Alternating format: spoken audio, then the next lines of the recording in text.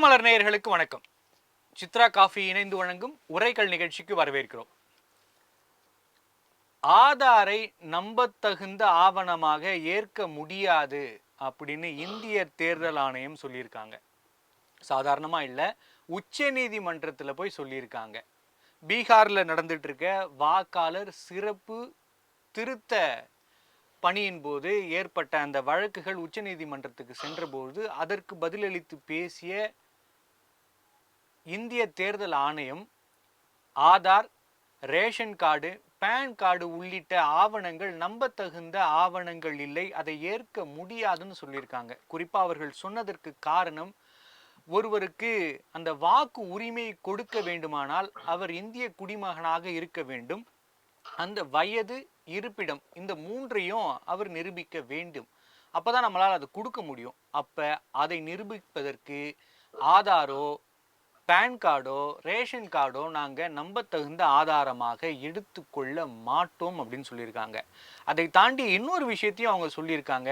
குறிப்பாக குறிப்பிடணும், வாக்காளர் அடையாள அட்டையை கூட நம்பத்தகுந்த ஆவணமாக நாங்கள் எடுத்துக்கொள்ள மாட்டோம்னு சொல்லியிருக்காங்க. இது நிறைய பேசு பொருள்களை எழுப்பியிருக்கு. ஒருத்தர்கிட்ட இருக்கிற டாக்குமெண்ட்டோட நம்பகத்தன்மையை குறித்து கேள்வி கேட்டால் அதற்கு சரி செய்ய நிறைய வழிகள் இருக்கிறது. ஆனால் ஒரு அரசாங்கமே கொடுத்திருக்கிற இந்த அடையாள அட்டைகளை நம்பத்தகுந்ததாக இல்லை அப்படின்னு சொல்றது அரசாங்கத்தையே தேர்தல் ஆணையம் நம்பவில்லையா அப்படிங்கிற கேள்வியும் எழுகிறது. அதை குறித்து தான் இன்றைய உரைகள் நிகழ்ச்சி விவாதிக்க இருக்கிறது.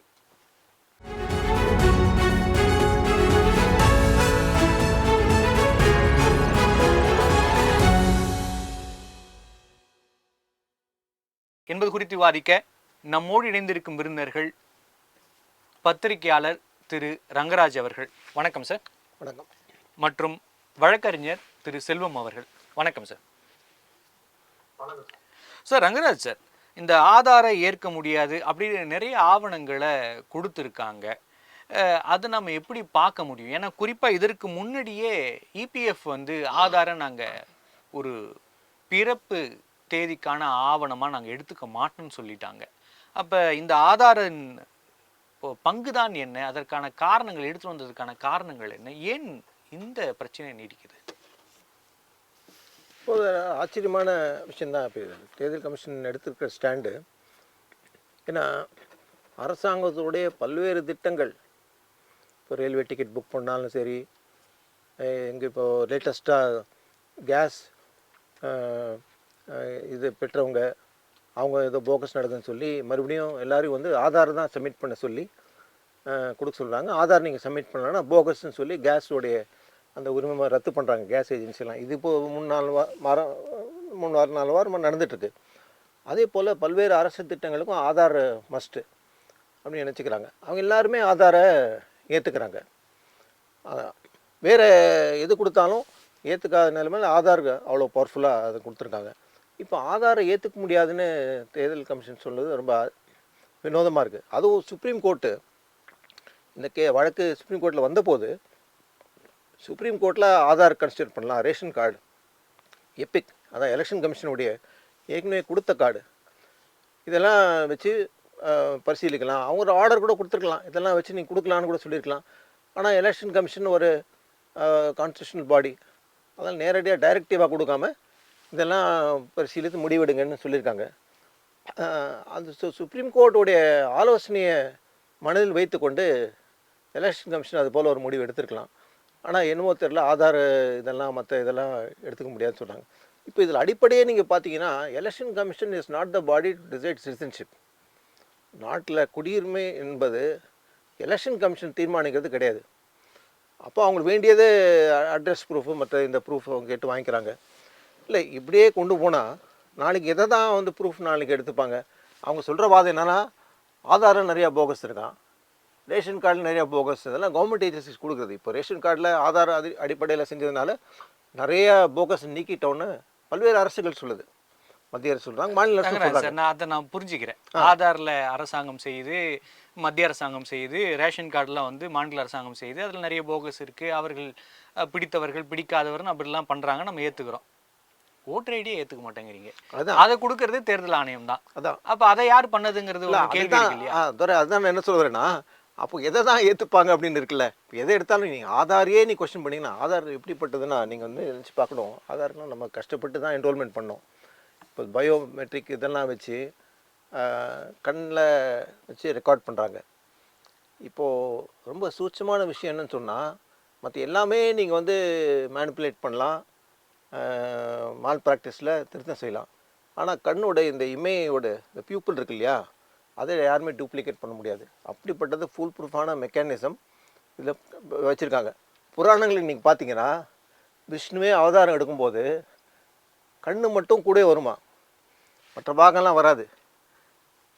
இதை கண்டுபிடிச்சவங்க யாருன்னா, கண்ணை வச்சு அவர் கடவுள் அவதாரம் விஷ்ணு அவதாரம் கண்டுபிடித்தது யாருன்னா, ராமாயணத்தில் நீங்கள் ரொம்ப ஆச்சரியப்படுவீங்க, மண்டோதரி. அவங்க ராட்சசி குடும்பத்தில் இருந்தாங்க. சரி, அவங்க சூர்பனகையும் கண்டுபிடிச்சாங்களாம். அது எதை வச்சுன்னா கண், இது விஷ்ணுவோட கண் அப்படின்னு அவங்க சொல்லி வந்திருக்கு. அப்போ அந்த கண் வந்து அவ்வளோ பவர்ஃபுல். இதெல்லாம் பேஸ் பண்ணி தான் இந்த கார்டை இஷ்யூ பண்ணுறாங்க. அதை டூப்ளிகேட் பண்ண முடியாது, மேனுஃபேக்சர் பண்ண முடியாது, மாற்ற முடியாதுன்னு. அவ்வளோ பவர்ஃபுல்லான ஒரு வெப்பனை நம்ம ஏன் தடுத்து நிறுத்துகிறோம்? நீங்கள் போகஸ்ன்னு சொன்னீங்கன்னா, நாளைக்கு இதே நான் என்ன சொன்னேன், அடுத்த கட்டத்துக்கு கொண்டு போனோம்னா எதை தான் ஏற்றுப்பாங்க? நாளைக்கு வந்து பிறப்பு சான்றிதழ் இது ஒண்டி தான் அப்படின்னு வச்சுங்க. இப்போ சொல்கிறாங்க பெற்றோர்கள் கொண்டாடணும், முன்னோர்கள் கொண்டாடணும். அவங்கக்கிட்டே இப்போது பார்த்தீங்கன்னா பெரும்பாலான மக்கள்கிட்ட பெற்றோர்களுடைய பிறந்ததற்கான சான்றிதழ் இல்லை. அந்த காலத்தில் ஒரு ஜோசியர் வர வச்சு ஜாதகம் வச்சு எழுதுவாங்க. எனக்கு தெரிஞ்சு ஜாதகம் எழுதுவாங்க. இப்போ நம்ம நம்ம நம்ம வாழ்க்கையில் நடந்திருக்கு. நம்ம பர்த் சர்டிஃபிகேட்லாம் பின்னால் தான் போய் கேட்குறாங்கன்னா அலைஞ்சிருக்கோம். தவிர அந்த காலத்தில் பர்த் சர்டிஃபிகேட்டோ டெத் சர்டிஃபிகேட் வாங்காத காலம் ஒரு 50 வருஷத்துக்கு முன்னால் கூட இருந்திருக்கு. அப்போ அந்த காலகட்டத்துக்கான ப்ரூஃப் கொண்டாங்கன்னா எப்படி இருந்தால் நீ கொண்டு வர முடியும்? அப்போது அடிப்படையில் நம்ம சமூகமே இந்த வெள்ளையர் ஆட்சி அதுக்கெல்லாம் பிற்பட்டு கடைசி இப்போ ஒரு 20-30 ஆண்டுகளாக தான் நம்ம வந்து இந்த பர்த் சர்டிஃபிகேட் டெத் சர்டிஃபிகேட்லாம் கேட்குறோம். இதுக்கு நம்ம எவ்வளோ மக்கள் அலைய வேண்டியதாக இருக்குல்ல. சாதாரண ஒரு குடிமகன் ஒரு தாலுக்கா ஆஃபீஸில் போய் ஒரு பர்த் சர்டிஃபிகேட் டெத் சர்டிஃபிகேட் நீங்கள் வாங்க முடியுமா? எவ்வளோ கஷ்டப்படும். 4 நாள் வர சொல்லுவாங்க. அப்போது லஞ்சம் ஊழல் அதுதான் வழி வகுக்குது. அப்போது லஞ்சம் ஊழல் நடைபெற்று ஒரு தாசில்தார்லேருந்து ஒரு பர்த் சர்டிஃபிகேட் வாங்கினாங்கன்னா அதுவும் போகஸ் தானே. இப்போ அவங்க பணம் கொடுத்தா ஒரு சர்டிஃபிகேட் கொடுக்குறாங்க அப்படின்னு வரும்போது, அப்போ பணம் கொடுத்தா ஆல்ட்ரு பண்ணுறதுக்கும் அங்கே வழி இருக்குது, போகஸாக வாங்குறதுக்கும் வழி இருக்குது. அப்போ நாளைக்கு பர்த் சர்டிஃபிகேட் இவங்க ஏற்றுக்கிறதும் நாளைக்கு அதுவும் போகஸ்ன்னு சொன்னால் எதை தான் ஆதாரமாக எடுத்துக்கிறது? எல்லாமே போகஸ்ன்னு சொல்லிட்டா அடிப்படையில் ஏதாவது ஒரு நம்பிக்கைன்னு ஒன்று இருக்கணும். ஆதார் வந்து ஒரு மேக்ஸிமம் ஃபுல் ப்ரூஃபாக இருக்கிறது வந்து ஆதார், கூடவே எபிக் கார்டு, கூடவே ரேஷன் கார்டு, மூணுத்தையும் கொண்டாங்கன்னு சொல்லி கேட்கலாம். ஆனால் அதுவும் ஏற்றுக்கல. இந்த மூணுமே ரிஜெக்ட் பண்ணுறாங்க. மொத்தம் இதில் எலெக்ஷன் கமிஷன் வந்து நேர்மையாக நடந்துக்கணும், நேர்மையாக நடந்துக்கிறாங்கன்னு காட்டணும். வர Caesar's wife must be seen to be above suspicion. Caesar wife மட்டும் இல்லை, சீசர் மனைவி மட்டும் ஏன் சொன்னாங்க? சீசரே சந்தேகத்துக்கு அப்பாற்பட்டவங்களாம் இருக்கணும். இப்போ எலெக்ஷன் கமிஷன்லாம் அந்த நிலையில் இருக்காங்க. அப்போது நாட்டில் பல்வேறு பிரச்சனைகள் எழுந்த பிறகாவது எலெக்ஷன் கமிஷன் இதில் இந்த இந்த போக்கை கொஞ்சம் மாற்றிக்கிட்டு நேர்மையாக நியாயமாக நடத்துறதுக்கான ஆதாரத்தோடு அவங்க செஞ்சால் நல்லா தான் இருக்கும்னு நினைக்கிறேன். கண்டிப்பாக சார். சார் செல்வம் சார், ஆதார் தான் இந்த நாட்டோட ஆதாரம், அதுதான் அடையாளம் அப்படிங்கிற அளவுக்கு நிறைய ப்ரமோட் பண்ணி அதை பண்ணணும், பேன் கார்டில் இணைங்க அப்படின்னு சொல்லி எல்லாரையும் கட்டாயப்படுத்தி எல்லாம் பண்ணீங்க. எல்லாத்தையும் கஷ்டப்பட்டு பண்ணிட்ட பிறகு அது நம்பத்தகுந்த ஆதாரமாக இல்லை அப்படின்னா எப்படி சார்? அப்புறம் நம்பத்தகுந்த ஆதாரமாக இல்லாத ஒன்றுத்துக்காக எதற்கு இத்தனை கோடி மக்களை இம்சப்படுத்தணும்? ஏன் அவர்களை வந்து காக்க வைக்கணும்? நீங்கள் ஆதார் திருத்த அந்த மையத்துக்கு போனீங்கன்னா தெரியும், ஒரு நாள் முழுக்க ஆயிடும். அப்படி கால் கடுக்க நின்று வேலை வெட்டியை விட்டுட்டு வந்து பார்த்த பிறகு அந்த ஆதார் கார்டு வந்து நம்பிக்கையான ஆதாரம் இல்லை அப்படிங்கிறது என்ன சார்? இது என்ன வேறு எதுவும் காரணங்கள் இருக்கா? ஏன்னா எதிர்கட்சிகள் சொல்கிறாங்க, உங்களுக்கு தேவையில்லாத வாக்காளர்களை நீக்குவதற்காக ஒரு ஆயுதமாக பயன்படுத்துகிறீர்கள் அப்படின்னு. அப்போ அந்த சந்தேகம் எழத்தானே செய்கிறது. தினமலர் நிறுவனம் நடத்துகிற தினமலர் உரைகள் நிகழ்ச்சிக்கு நெறியாளர் சகோதரர் துரைராஜ் அவர்களுக்கு, அதே போலவே நான் பெரிதும் மதிக்கிற மூத்த பத்திரிகையாளர் மிக நீண்ட அனுபவம் உள்ள மரியாதைக்குரிய ரங்கராஜ் சார் அவர்களுக்கு, அதே போலவே தினமலர் உரைகள் நிகழ்ச்சியை நடத்துகிற நெறிப்படுத்துகிற அந்த தொழில்நுட்ப கலைஞர்களுக்கு என்னுடைய மாலை வணக்கம். இதுல நான் வந்து ஒரு வழக்கறிஞராகவும் பாரதிய ஜனதா கட்சியை சார்ந்தவனாகவும் இரண்டு நிலையில நான் பேச வேண்டிய நிலையில இருக்கேன். ஒரு வழக்கறிஞராக வந்து மரியாதைக்குரிய ரங்கராஜ் சார் சொன்னதுல நான் உடன்படுறேன். ஏன்னு கேட்டீங்கன்னா, அதுல ஒரு விஷயம் என்னன்னு கேட்டீங்கன்னா, இந்த ஸ்பெஷல் இன்டென்சிவ் ரிவிஷன் அப்படின்னு சொல்லக்கூடிய அதுல வந்து ஒரு 50 லட்சம் போலி வாக்காளர்கள் கண்டுபிடிக்கப்பட்டிருப்பதாக தேர்தல் ஆணையம் சொல்லுது. அதாவது மிக தீவிரமாக நடத்தப்பட்ட அந்த ரிவிஷன்ல 50 லட்சம் வாக்காளர்கள் ஒரு மாநிலத்துல, அதுல பீகார்ல, மேற்கு வங்க, ஸ்பெசிபிக்கா 2 மாநிலத்துல கண்டுபிடிக்கப்பட்டதாக சொல்றாங்க. இதுல நான் என்ன நினைக்கிறேன்னு கேட்டீங்கன்னா, சுப்ரீம் கோர்ட்ல சேலஞ்ச் ஆயிருக்கு, சுப்ரீம் கோர்ட் டிஸ்கஸ் பண்றாங்க. எலெக்ஷன் கமிஷன் இண்டிபெண்டன்ட் பாடிங்கிறதெல்லாம் வந்து அது ஒரு பக்கம் இருந்தா கூட, சுப்ரீம் கோர்ட்ல இந்த கேஸ் வந்து ஒரு ஃபைனல் ஹியரிங்க்கு வந்து வெர்டிக்ட் வரும்போது நிச்சயமா ஒரு தீர்வு கிடைக்கும் அப்படின்னு நம்புறேன், கிடைக்கணும்னு விரும்புறேன். எதுக்குன்னு கேட்டீங்கன்னா, இது ஒரு 20 ஆண்டு காலம் ஒரு அடையாளம் வைத்து அவருடைய தாய் தந்தையருடைய அடையாள அட்டை அல்லது வாக்காளர் அடையாள அட்டை இப்படி ஏதாவது ஒரு டைம் ஃப்ரேம் பண்ணணும்னு விரும்புறேன், பண்ணுவாங்கன்னு நான் நம்புறேன். அதே நேரத்துல சார், ஒரு ஆதார் அட்டையை வந்து போலியா உருவாக்க முடியாதுன்னு நினைச்சிடாதீங்க. ஏன்னா சமீபத்துல கூட நீங்க வந்து பாத்தீங்கன்னா, மதுரையில ஆயிரக்கணக்கானவர்கள் வந்து போலி பாஸ்போர்ட் மூலமாக மதுரையில போலி பாஸ்போர்ட் வாங்கி வெளிநாட்டுக்கு போனதா சொல்றாங்க. அது ஒரு வழக்கு வந்து இன்னைக்கும் நிலுவையில இருக்கு. சமீபத்துல கூட கோயம்புத்தூர்ல, கோவையில இலங்கையை சார்ந்த ஒரு தாதா அல்லது ஒரு மிகப்பெரிய கூலிப்படை தலைவர் ஒருவர் வந்து அங்கே இலங்கையில இருந்து வந்து அவர் இங்க சுட்டுக் கொல்லப்பட்டார். அது மரியாதைக்குரிய மூத்த பத்திரிகையாளர் அவர்களுக்கு, ரங்கராஜ் சார் அவர்களுக்கு நல்லா தெரியும். அதனால இப்போ நாம வந்து 140 கோடி மக்களை கொண்ட பரந்துபட்ட நாடு. இந்த நாட்டில் அரசு நிர்வாகங்கள், சார் கூட சொன்னாங்க, ஒருத்தர் பர்த் சர்டிபிகேட் வாங்குறதுக்கு எவ்வளவு லஞ்சம் கொடுக்க வேண்டி இருக்குன்னு சாரே வேதனைப்பட்டு சொன்னாங்க. நம்ம சிஸ்டம் அப்படித்தான் இருக்கு. ஏன்னு கேட்டீங்கன்னா, எங்கே பார்த்தாலும் லஞ்சம், ஊழல், முறைகேடு எல்லாமே வந்து இன்னும் சொல்ல போறீங்களா, லஞ்சத்தை வந்து சார் சென்ட்ரலைஸ் பண்ணிட்டாங்க. அதாவது ஒரு பொதுமைப்படுத்தி லஞ்சம் வாங்குவதே கூட ஒரு கௌரவம். லஞ்சம் வாங்கினாலும் சரி, எப்படி வாங்கினாலும் சரி, எந்த வகையான தவறு செய்தாலும் மேனிபுலேட் பண்ணாலும் சரிதான், சமூகத்துல அவன் வந்து பெரிய பணக்காரனா இருக்கானா அப்படின்னு பார்க்கக்கூடிய ஒரு நிலை ஏற்பட்டு போச்சு. அதனால செல்வம் சார் நீங்க சொல்ற வாதத்தை நான் புரிஞ்சுக்கிறேன். ஆனா சட்டத்தையோட அடிப்படையே ஒரு நிரபராதி கூட தண்டிக்கப்படக்கூடாது, குற்றவாளிகள் வேணா தப்பிக்கலாம் அப்படின்னு இருக்கு. அப்ப இங்க சரியாக எல்லாத்தையும் செஞ்சு அந்த ஆதாரங்களை வைத்திருக்கிற ஒருவருக்கு தன்னுடைய வாக்களிக்கும் உரிமை என்பது உச்சபட்ச உரிமை ஜனநாயகத்துல. அதுவே நீங்க மறுக்கிறீங்கன்னா அது எப்படி ஏத்துக்க முடியும் சார்? இப்ப போலியான ஆதாரை உருவாக்குறார்கள் நம்ம ஏத்துக்கிறோம். ஆனா ஆதார் போலியான நபர்கள் ஆதார் இங்க ஒரிஜினலா எடுக்கிறாங்க அப்படின்னா அதை சரி செய்ய வேண்டியதுதான் அரசு. அதற்காக ஏற்கனவே எடுத்து வச்சிருக்க மக்களுக்கு நீங்க அநீதி இழைப்பது எப்படி சரியா இருக்கும்? அத என்ன விஷயம்னு கேட்டீங்கன்னா சார், இப்போ அத சீரியஸா வந்து ரிவைஸ் பண்றாங்க, சீரியஸா பாக்காங்க. அந்த இன்டென்சிவ் ரிவிஷன் இருக்கு பாருங்க, ஸ்பெஷல் இன்டென்சிவ் ரிவிஷன் இருக்குல்ல, அதுல நடந்துகிட்டு இருக்கு. அது இன்னும் முழுமை அடையல. ஏற்கனவே ஒரு 52 லட்சம் மக்கள் பீகார்ல மட்டும் போலி வாக்காளர்கள் அல்லது போலி குடியுரிமை பெற்றவர்கள் கண்டுபிடிக்கப்பட்டதாக சொல்லப்படுகிறது. அது வந்து முழுமை அடையும் போதுதான் நாம இதுக்கு ஒரு முடிவுக்கு வர முடியும். ஆனா இது முடிவுக்கு வந்தே ஆகணும். நான் இன்னும் கூட ஒண்ணு சொல்றேன், 1947 இருந்து இதுவரை ஏறக்குறைய ஒரு 78 ஆண்டுகள் சுதந்திரம் பெற்று 78 ஆண்டுகளில் இதுக்கு முந்தைய அரசுகள், நான் அதுக்காக வந்து அந்த அரசு செய்யல தப்பிட்டு இந்த அரசு செஞ்சுட்டு இப்படிலாம் சொல்லி அவர்கள் மீது பழியை போட்டு நாம் தப்பிச்சு போவதற்காக சொல்லல. அதே நேரத்தில் கடந்த 10 ஆண்டுகள் தொடர்ச்சியாக இருக்கிற பாரதிய ஜனதா கட்சி அரசு ஒரு முன்முயற்சி எடுத்திருக்கிறது. ஒரு இனிஷியேஷன் வந்து இவங்க எடுக்கிறாங்க, இனிஷியேட்டிவ் எஃபர்ட் எடுக்கிறாங்க. இந்த முயற்சியை நாம வந்து ஒன்னும் அதான் சுப்ரீம் கோர்ட்டுக்கு போன பிறகு உச்ச நீதிமன்றம் என்கிற உயர்ந்த அமைப்புக்கு வந்து இது டிஸ்கஷனுக்கு போயிடுச்சு. அதனால இந்த அரசு தரப்புல தேர்தல் ஆணையத்தின் தரப்பில் சொல்லப்படுகிற வாதங்கள், அதற்கு பிறகு எதிர்வாதங்கள், வாதங்கள், எதிர்வாதங்கள், அதற்கு பிறகு உச்ச நீதிமன்றத்தினுடைய இறுதி தீர்ப்பு வரை இது வந்து நாம கொஞ்சம் நீடிக்கும் அப்படிதான் நான் நினைக்க. அதே நேரத்துல இனிமேலாவது ஒரு நிரந்தரமான, இப்ப ஆதார் இருக்கு, ஆதார் எல்லாம் நாடு முழுக்க செல்லாதுன்னு சொல்லிட்டாங்களான்னு கேட்டா கிடையாது.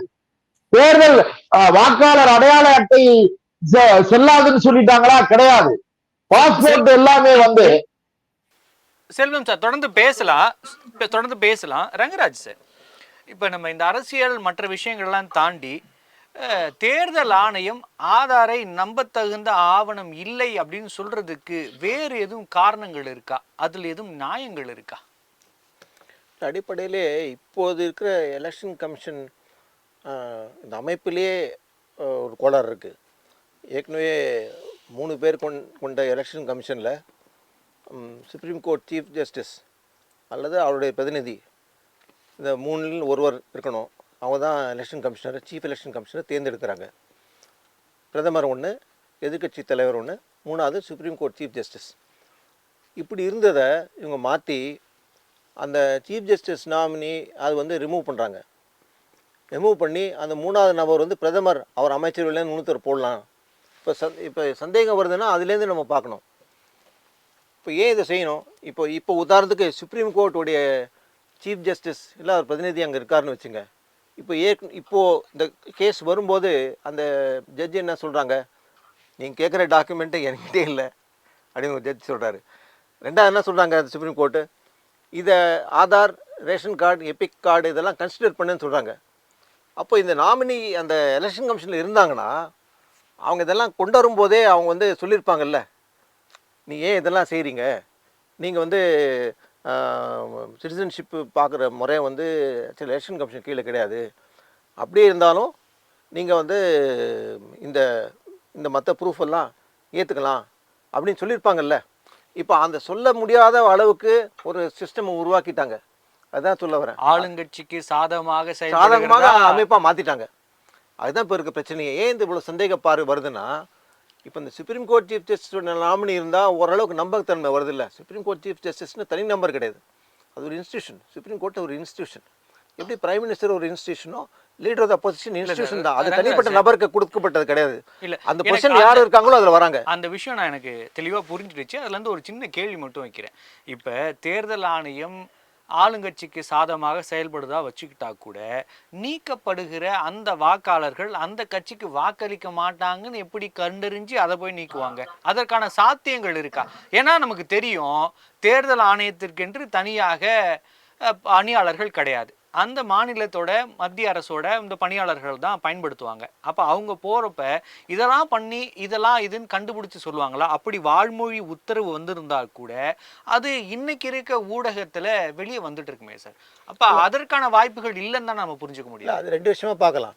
இப்போது ஒரு கட்சியை கேட்டிங்கன்னா எங்களுக்கு நிச்சயமாக வாக்களிக்கக்கூடியவங்க யாருன்னு அவங்களுக்கு ஓரளவுக்கு தெரியுது. 3-4 எலெக்ஷனாக பார்க்குறாங்க. நமக்கு எதிராக யாரெல்லாம் இருக்காங்கன்ற ஓரளவுக்கு கண்டிப்பாக 100% கரெக்டுன்னு சொல்ல நான். அதே மாதிரி இப்போ சில தொகுதிகள், சில பூத்துன்னு பார்த்தீங்கன்னா குறிப்பிட்ட இவ்வளோ நம்பர் தான் இருக்காங்க. பெரும்பாலும் இந்த பூத்தில் நமக்கு எகெயின்ஸ்டாக வாக்களிக்கப்படுது. ஏன் இது பிரச்சனை ஆகுதுன்னா, இப்போ அந்த ஓட்டிங் இது ஒரு நீண்ட நாள் எலெக்ஷன் ரிஃபார்ம்ஸில் இது ஒரு கோரிக்கை. முன்ன வந்து பேலட் பேப்பர்லாம் மிக்ஸ் பண்ணுவாங்க. மிக்ஸ் பண்ணி எந்த ஏரியாவில் யார் எப்படி ஓட் போட்டாங்கன்னு தெரியாமல் இருந்தது. இப்போ பூத் வைஸ் ஓட்டிங் வந்து எலெக்ஷன் கமிஷன் மெயின்டைன் பண்ணுது. உதாரணத்துக்கு ஒரு தலித் ஏரியாவில் 750 வாக்கு செலுத்தாருக்கு 750 வாக்குகள் ஒரு ஆளுங்கட்சிக்கு எதிராக வாக்களித்தார்கள் அப்படின்னு கிளியராக தெரியுதுல்ல, ஒரு பேட்டர்ன். அப்போ அது பின்னால் அந்த தலித் சமூகம் அந்த டார்கெட் பண்ணக்கூடிய வாய்ப்பு இருக்குல்ல, இதெல்லாம் அவாய்ட் பண்ணலாம். இப்போது இந்த பூத்தெல்லாம் இந்த இவிஎம்மில் வந்தால் கூட ஓட் மிக்ஸ் பண்ணலான்னு ஒரு சிஸ்டம் கொண்டு வந்தாங்கன்னா அது ஒரு ப்ரொடெக்ஷன் ஒன்று இருக்கும். அந்த சேஃப்கார்டு கூட இப்போ இல்லை. இப்போது அண்மையில் இப்போ ஒரு தொலைக்காட்சி நேஷ்னல் டெலிவிஷன் சேனலில் ஒரு கிராமத்துக்கு போயிருக்காங்க, ஒரு பிற்படுத்தப்பட்ட கிராமம். அங்கே போய் இந்த எலெக்ஷன் கமிஷன் இந்த மாதிரி புது ஃபார்ம் எல்லாம் கொடுத்துருக்காங்களா உங்களுக்கு தெரியுமாண்ணா? 15 பேரை கேட்டாங்க. டிவி ஷூட் பண்ணுறாங்க. 14 பேர் எங்களுக்கு தெரியாதுன்றாங்க. இப்போ இப்படிப்பட்ட இவங்க எக்ஸசைஸ் இப்படி பண்ணும்போது சம்மந்தப்பட்ட மக்களுக்கே தெரியாமல் இப்போ கிராமப்புறங்கள்லாம் நடக்குதுன்னு அதுவே ஒரு கேள்விக்குறியாக இருக்குது. அப்போது ரெண்டாவது ஒருத்தர் என்ன சொல்கிறாங்க, ஃபார்ம் வந்து கொடுக்குறாங்க, ஆனால் ஒரு ஃபார்மை ஃபில்அப் பண்ணி கொடுக்கணும் 100 ரூபா கேட்குறாங்க. அது அது ஒரு வகை லஞ்சம். சில பேர் என்ன சொல்கிறாங்க, அங்கே ஃபார்ம் எடுத்து கொடுக்கும் போகும்போது அந்த பிளாக் டெவலப்மெண்ட் ஆஃபீஸர் உங்கள் பேரில் ஏற்கனவே பதிவாயிடுச்சு ஓட்டு, யாரோ ரெஜிஸ்டர் பண்ணிட்டாங்கன்றாங்க. இதெல்லாம் கூட நடக்குது. இந்த எக்ஸசைஸை ஓப்பன் பண்ணும்போது என்ன ஆகுது, ஓப்பன் பெண்டோராஸ் பாக்ஸ். இவங்க பேரில் ஏற்கனவே ஓட்டர் லிஸ்ட்டில் இருக்கிற பேரில் பலர் வந்து எனிமினேஷன் சொல்லி ரெஜிஸ்ட்ரேஷன் போன வேற சில வாக்குகள் போட்டுறாங்க. இப்படி குளறுபடிகள் இருக்கு, சரி பண்றதுக்கு தானே சார் பண்றாங்க. அப்ப 2 பேர் இருக்காங்கன்னா அதுல யார் சரியான நபர்னு போதிய ஆதாரங்களை ஆவணங்களை எடுத்து அதை சரி பார்க்க போறாங்க. அதற்கு தானே சார், அப்ப அதை சரி பண்ணதானே வேணும். உங்க படியே சொன்னாங்க. இப்ப செல்வம் சாரும் என்ன சொல்றாரு, நிறைய பிரச்சனை ஏற்கனவே இருக்கும். ஒரு எலெக்ஷன்ல பார்த்தேன்னா சோ அவர்கள் சொன்னாரு, நான் வாக்களிக்கு போனேன், போன எலெக்ஷன்ல ஓட் போட்டேன், இப்போ பேர் இல்லைன்றாங்க. கமல்ஹாசன் நடந்திருக்கு. நீங்கள் என்னதான் மிஷினரி கொண்டு வந்தாலும் எல்லாம் ஃபுல் ப்ரூஃப் எல்லாம் நீங்கள் கொண்டு வந்தாலும் பேர் இருக்கிறவங்க விட்டு போகுது, இல்லாதவங்க பேர் ஏதோ வருது, இறந்தவங்க பேர் இன்னும் லிஸ்ட்டில் தொடர்ந்து நீடிக்குது. இதெல்லாம் இருக்குது.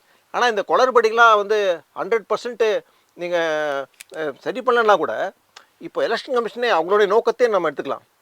அவங்கள உன்னதமான ஒரு நோக்கம் வச்சுருக்காங்க. 100% குடிமகன்களும் வாக்காளர்கள் வாக்கு உரிமை உள்ளவர்கள் 100% என்ரோல்மெண்ட் செய்யணும்னு ஒரு இலக்காக வச்சுருக்காங்க. உங்களுக்கு தெரியும், ஒரு வருஷம் பல கோடி செலவு பண்ணி ஒரு எக்ஸசைஸ் பண்ணுறாங்க. இப்போ அந்த எக்ஸசைஸ் ஒரு பக்கம் பண்ணும்போது இந்த பிஆரோட எக்ஸசைஸ் வந்து அதுக்கு நேர் எதிராக இருக்குது. நீங்கள் என்ன தான் பண்ணாலும் கடைசியில் 5 லட்சம் இப்போவே 10 லட்சம் வாக்காளர்கள் பேர் இன்னும் ரெஜிஸ்ட்ரேஷன் ஃபார்ம் கொடுக்கல, அது 2.5%ன்றாங்க. ஏற்கனவே அதில் இருந்தவங்க நீக்கிட்டாங்க. அப்போ நீங்கள் 100% இலக்காக கொண்டு சேர்க்கணுன்றதுக்கு இந்த வழிமுறைகள் எல்லாம் வந்து அதுக்கு எதிராக அமையுது. அவங்க நோக்கம் நல்லதாக இருந்தால் கூட போகஸ் ஓட்டர்ஸ் வந்து நீக்கணுன்ற யாரும் அதை யாரும் தடை செய்ய போதும் கிடையாது, அதுக்கு யாரும் எதிர்ப்பு சொல்ல. ஆனால் பீகாரில் ஒரு ஆச்சரியம் என்னென்னா, ஏற்கனவே சம்மரி ரிவிஷன் நடந்திருக்கு 6 மாதத்துக்கு முன்னால். அந்த சம்மரி ரிவிஷன் ஜனவரியில் முடிஞ்சு ஃபைனல் எலக்ட்ரல் ரோல்னு பப்ளிஷ் பண்ணிட்டாங்க. அதில் அப்ஜெக்ஷன் தெரிவிக்கலாம். அது பண்ண பிறகு இப்போது இந்த எஸ்ஐஆர் ஒரு 2 மாதத்துக்கு முன்னால் செய்ய வேண்டிய அவசியம் என்ன? உங்களுடைய கரெக்ஷன் செய்யணும்னா சம்மரி ரிவிஷன் செய்யும்போது அதுதான் கரெக்டான டைம். ரிமூவ் பண்ணுறது, சேர்க்கறது, போகஸ் இருக்கிறது அதை கண்டறிந்து செய்யலாம், நியாயமான நடவடிக்கை செய்யலாம். சம்மரி ரிவிஷனில் செய்யாததை ஏன் இப்போ வந்து இந்த இதில் கொண்டுறாங்க? அதுவும் எலெக்ஷன் ஒரு 2 மாதத்துக்கு முன்னால் டைம் இல்லை இப்போ எலெக்ஷன் நடத்த. அப்போது எப்போ செய்ய வேண்டியமோ அதை முறையாக செய்கிறதுக்கான வாய்ப்பு இருக்குமோ அதை பயன்படுத்தாமல் காலம் தாழ்ந்து எலெக்ஷனில் நிற்காத மொமெண்ட்டில் இது கொண்டு வேண்டிய அவசியம் என்ன? அதெல்லாம் சந்தேகங்கள் உருவாக்குது. கண்டிப்பாக சார். சார் செல்வம் சார், தேர்தல் ஆணையம் உச்சநீதிமன்றத்தில் ரொம்ப தெளிவாக சொல்லியிருக்காங்க, தேர்தல் ஆணையத்துக்கோட வேலை அவர்களுக்கு ஓட்டுரிமை கொடுப்பது மட்டும்தான்.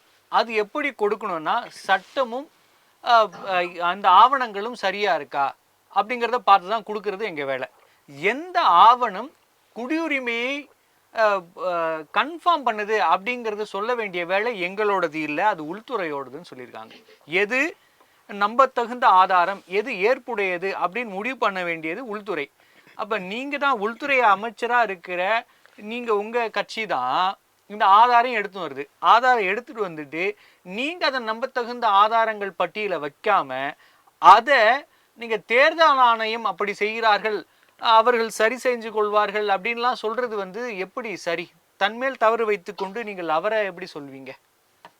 அதுல ஒண்ணு சார், நீங்க அருமையா சொன்னீங்க. முதல்ல சொல்லும் போதும் கூட சொன்னீங்க, இந்த இப்போ நீக்கப்பட்டிருக்கிற 52 லட்சம் வாக்காளர்கள் நீக்கப்பட்டிருக்கிறார்கள் அப்படின்னு சொன்னா, அதாவது போலி வாக்காளர்கள் என்று கண்டுபிடிக்கப்பட்டு நீக்கப்பட்டிருக்கிறார்கள் சொன்னா, இந்த 52 லட்சம் பேருமே எங்களுக்கு எதிர் வாக்காளர்கள் முடிவுக்கு வர முடியாது. நீங்களே அது அருமையா சொன்னீங்க.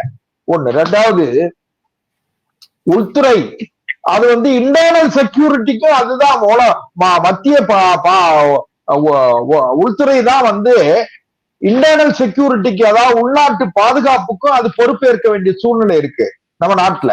அது இப்ப நீங்க சமீபத்துல கூட பகல்காம்ல பாத்தீங்கன்னா ஒரு 4 தீவிரவாதிகள் அவங்க வந்து ஊடுருவி வந்து தாக்குதல் நடத்துறான்.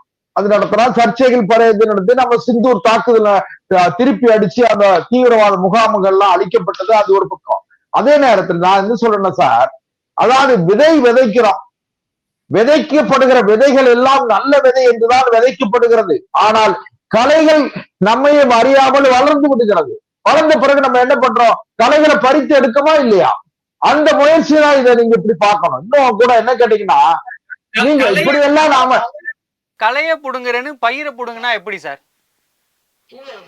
இல்ல களைய புடுங்குறேன்னு நீங்க பயிரெல்ல புடுங்குறீங்க? இல்ல இல்ல கிடையாது. நீங்க அப்படி நினைக்க வேண்டியது இல்லை. நான் என்ன சொல்றேன்னு கேட்டீங்கன்னா, களைகளை தேடி பிடிச்சு புடுங்குறோம்.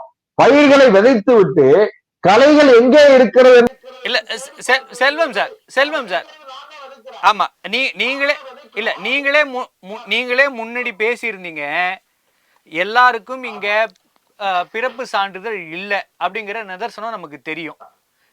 இங்க ஆவணமா எது எடுத்துக்கிறாங்கன்னா பிறப்பு சான்றிதழ் கொடுங்க, பாஸ்போர்ட் கொடுங்கங்கிறாங்க. எல்லாராலையும் எப்படி சார் பாஸ்போர்ட் வாங்கி வச்சிருப்பாங்க? அதற்கான வசதிகளும் தேவைகளும் இருக்கவங்க தான் வாங்கியிருப்பாங்க. பிறப்பு சான்றிதழ்ங்கிறது இப்பதான் வாங்குறதுக்கு எல்லாம் ஆரம்பிச்சிருக்காங்க. அதற்கு முன்னாடி இருக்கவங்க கிட்ட யாரும் இல்லை. அப்ப நீங்க அதை கொடுங்க, அப்பதான் நீங்க வாக்காளரா இருக்க முடியும்னா, இத்தனை வருஷம் இந்த நாட்டில் இருந்துட்டு எனக்கு வாக்குரிமை இல்லை, நான் இந்த நாட்டின் பிரதிநிதி இல்லை அப்படின்னா, பிரஜை இல்லை அப்படின்னா எப்படி சார் அதை ஏத்துக்க முடியும்? உங்களோட தவறு நீங்க சொல்றபடி எடுத்துக்க கூட ஆதார்ல தவறு இருந்தா அது அரசாங்கத்தின் தவறு. அதற்கு மக்கள் எப்படி தண்டிப்பீங்க?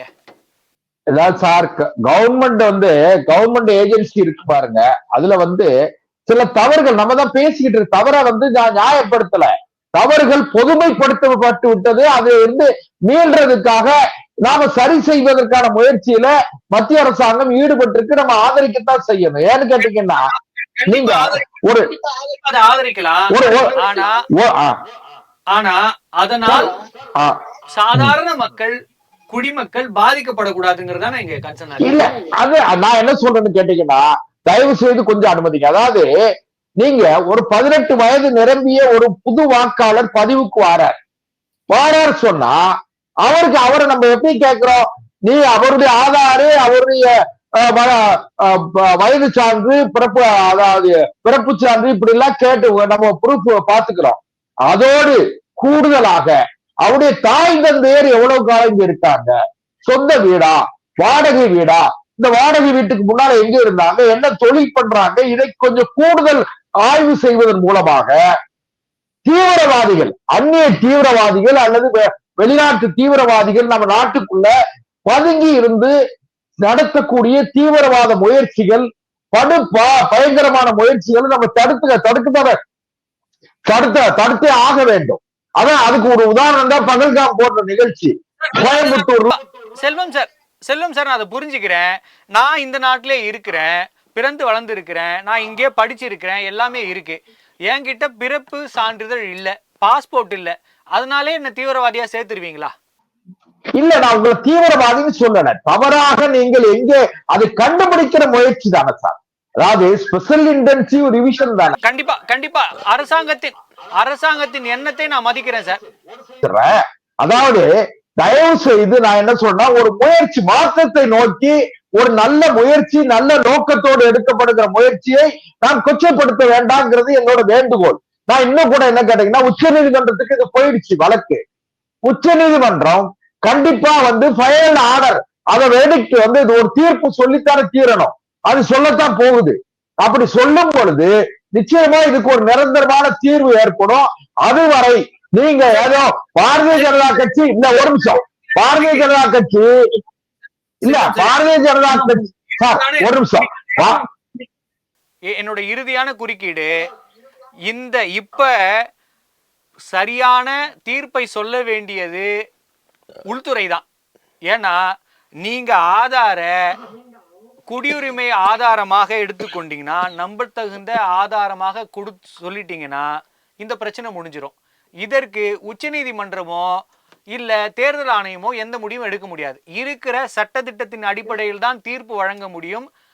அதன் அடிப்படையில் தான் தேர்தல் ஆணையமும் இயங்கும். அப்ப அந்த சட்டத்திட்டத்தை மாற்ற வேண்டிய பொறுப்பு அரசாங்கத்துக்கு தான் இருக்கு.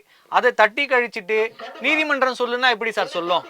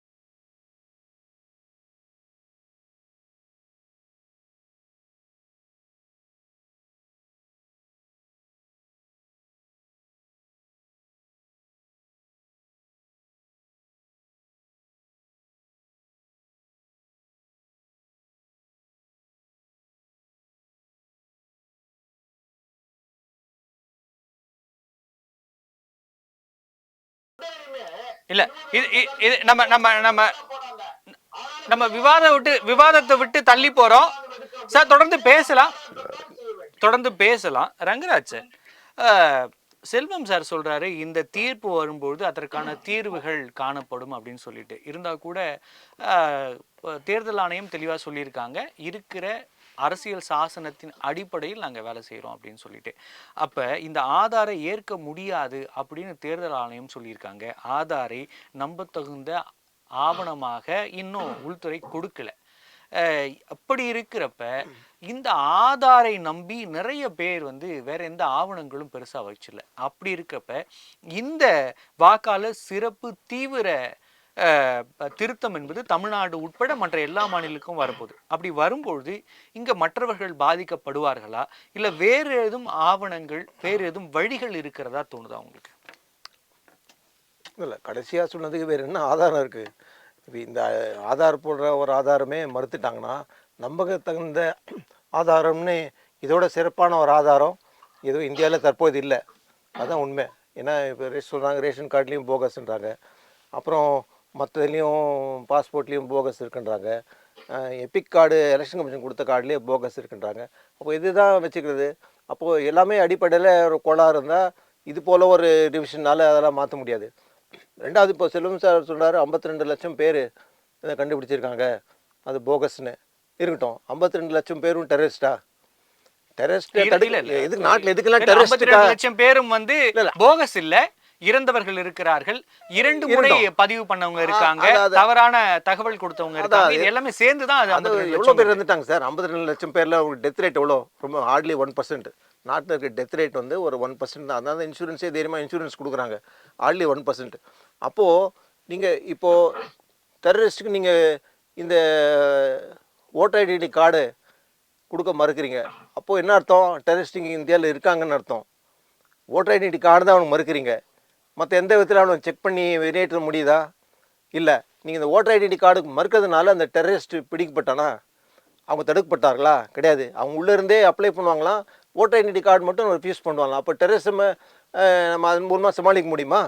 அப்போ உள்ளே இருக்காங்க, ஓட்டர் ஐடி கார்டு மட்டும் கிடையாது, ஆனால் அவர் உள்ளே இருக்காருன்னு அர்த்தம். அப்போது that is serious security lapse, defence lapse. அது ஹோம் செக்ரட்டரி எப்படி அதை அலோவ் பண்ணாங்கன்னு அது வேற ஒரு கேள்வி. இப்போது இவங்க டெரரிஸ்ட்டு, அவங்க டெரரிஸ்ட், இந்த வாதம்லாம் நிறைய கேஸில் பார்த்துட்டோம். மேகாலயாவில் சைனாலேருந்து ட்ரக்ஸு கொண்டு வராங்க. அது அங்கே இருக்கிற ப்ராப்ளம் இரண்டு சமூகத்துக்கு இடையே இருக்கிற அது தெரியும். நிகழ்ச்சியோட இறுதிக்கு வந்துட்டோம். அதனால அதை திசை திருப்பி சைனாலேருந்து வராங்க, ட்ரக்ஸ் கொண்டு வராங்க, அதெல்லாம் கொண்டு வந்து அது ஒன்று போடுறாங்க. எதுக்கு எடுத்தாலும் வெளிநாட்டு சதி அப்படின்னு சொல்லி அவங்க மேலே பழிய போடுறாங்க. இது உள்நாட்டில் நடக்கிற எலெக்ஷன் கமிஷன் செய்கிறது என்ன? அது சதியா? நம்ம மக்களுக்கு எதிராக அவங்க ஏன் சதி செய்யணும்? இப்போ வாக்குரிமை 100% கொண்டு வந்து சேர்க்கணும்னா அதுக்கான முயற்சி எலெக்ஷன் கமிஷன் எடுக்கணும், அதுக்கான ஆக்கப்பூர்வமான நடவடிக்கை எடுக்கணும். இவங்களை மேக்சிமம் இவங்களை உள்ள கொண்டு வந்து பார்க்கணும். ஒரு பக்கம் தீவிரவாதிகள் தேர்தலை புறக்கணிக்கிறோன்றாங்க, பல இடத்துல நோட்டா அப்படின்னு போடுறாங்க. நீங்கள் வாக்கு நிறைய பேர் அளிக்க வரணும்னு ஒரு நல்ல உன்னதமான ஒரு நிலைமை உண்டாக்கணும்னு உண்மையிலே முயற்சி இருந்தால் இன்னும் அதிகமான பேர் இந்த சிஸ்டத்துக்குள்ளே கொண்டாடணும், வாக்காளர்களாக அந்த உரிமை வழங்கணும். அதுதான் சிறந்த வழியை தவிர ஏற்கனவே இருக்கிற பர்சன்டேஜ் இது குறைக்கிறதுக்கு தான் வழி தவிர இன்னும் மக்களை சந்தேக பார்வையோடு நீங்கள் எலெக்ஷனை வச்சிங்கன்னா காஷ்மீர் போன்ற இடங்களெல்லாம் தேர்தலில் பங்கேற்க மாட்டாங்க. நாளைக்கு ரொம்ப கஷ்டப்பட்டு அவங்க சிஸ்டத்துக்குள்ளே கொண்டாடணும்னு பார்க்குறோம். அப்போது அது நேர்மையான நியாயமான சிஸ்டம், டிரான்ஸ்பரண்ட் சிஸ்டம், எல்லோருக்கும் அது உள்ள அனுமதி உண்டு, வாக்களிக்க உரிமை உண்டு, குறைந்தபட்சம் இதாக ஜனநாயகம் தரோன்னு சொல்கிற அந்த உத்தரவாதம் நீங்கள் கொடுத்தாதான் ஜனநாயகம் சிறப்பாக இருக்கும். நன்றி சார். சார் செல்வம் சார், இப்போ இதெல்லாம் தாண்டி இந்த வாக்காளர்கள் பாதிக்கப்படுகிறார்கள், அதெல்லாம் தாண்டி முக்கியமான ஒரு கேள்வி இருக்குது. எலெக்ஷன் கமிஷனுங்கிறது இண்டிபெண்டன்ட் பாடி, அவர்களே அரசாங்கத்தையே நம்பலையா அப்படிங்கிற கேள்வி இருக்குல்ல. அரசாங்கம் கொடுத்த ஆவணங்களை, இவ்வளோ ஆவணங்களை அவர்கள் மறுக்கிறாங்க, அது நம்ப தகுந்ததா இல்லைன்றாங்க. அப்போ எலெக்ஷன் கமிஷன் அரசாங்கத்தை நம்பவில்லையா, அடித்தளமே ஆடுகிறதா அப்படிங்கிறதானே நமக்கு இப்போ கேள்வியா இருக்கு. இல்ல இல்ல, நீங்க அப்படி கூட நினைக்காதீங்க. நான் என்ன சொல்றேன்னு கேட்டீங்கன்னா, எதிர்காலத்துல இன்னொரு 10 ஆண்டுகள் கழிச்சு பாத்தீங்கன்னா தேர்தலில் வாக்களித்தவர்களுக்கு மட்டும்தான் ரேஷன் கார்டு, அதாவது குடிமை பொருள் வாங்குறதுக்குன்னு வாங்குகிற உரிமை இருக்கு அப்படின்னு சொல்லி கூட கொண்டு வந்தா ஆச்சரியப்பட கொண்டு வரணும். ஏன்னு கேட்டீங்கன்னா, நாம எல்லா உரிமைகளையும் அனுபவிக்கிற நாம வாக்களிக்க மாட்டோம்னு சொல்லி 65% வாக்காளர்கள் தான் வந்து வாக்களிக்கிறாங்க. வாக்களிக்க தயாரா இருக்கவங்கள ஏகப்பட்ட ஆவணங்களை கேட்டு நீங்க முடக்குறீங்கன்னு ரங்கராஜ் சார் சொல்றாரே சார். ஏற்கனவே வாக்களிக்க வரமாட்டேங்கிறாங்க, இத்தனை ஆவணங்களை கேட்டா எப்படி வருவாங்க அப்படின்னு கேக்குறாருல்ல. நீங்க 100% இந்தியராக இருக்க வேண்டும். இந்தியாவில் வாக்களிக்கக்கூடிய தகுதி உடையவர் இந்தியராக இருந்தால்தான் அவர் இந்தியாவில் வாக்களிக்க முடியும். அவர் இந்தியரா?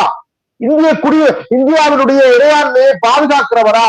இந்தியாவினுடைய நம்பகத்தன்மையை பாதுகாக்கிறவரா? இந்தியாவுடைய உள்நாட்டு பாதுகாப்பை உறுதிப்படுத்துவதற்கு இவர் உண்மையான இந்தியர் தானா என்பதை உறுதிப்படுத்த வேண்டிய பொறுப்பும் கடமையும் அரசுக்கு இருக்கிறது, தேர்தல் ஆணையத்துக்கு இருக்கிறது, நீதிமன்றத்துக்கு இருக்கிறது. அதை அவர்கள் செய்கிறார்கள். இதை நாம பாராட்ட முடியலன்னாலும் பரவாயில்ல, தயவு செய்து குறை சொல்ல வேண்டாம்ங்கிறது என்னோட குடியுரிமை யாருக்கு என்று தீர்மானிக்கிற சக்தி எலெக்ஷன் கமிஷன் கிடையாது. நம்முடைய சட்ட திட்டம்படி election commission cannot decide citizenship of a citizen in this country. அது அவங்க கையில கிடையாது.